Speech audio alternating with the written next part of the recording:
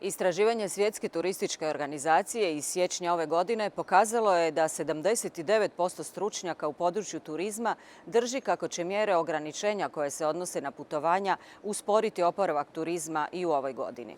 Isto istraživanje pokazalo je da se povratak na predpandemijske brojke ne očekuje do 2023. godine. Hrvatska kao turistička zemlja pozdravlja svaku inicijativu koja će olakšati kretanje putnika u Europskoj uniji. Zato su nam potrebna ujednačena i dosljedna pravila koje će putnicima jasno biti prezentirana kako bi njihovo putovanje bilo ostvareno bez dodatnih poteškoća i nepredvidljivosti.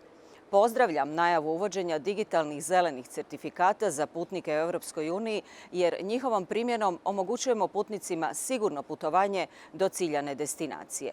Digitalni certifikati trebali bi sadržavati minimalne podatke o putniku i jednom od 3 preduvjeta za prelazak granice i putovanje. Ili ste preboljeli COVID, ili imate negativan PCR test, ili ste cijepljeni. Smatram jednako tako da ne bismo trebali isključiti putnike iz država koje svoje građane cijepe cjepivima koje možda nisu odobrene od strane EME.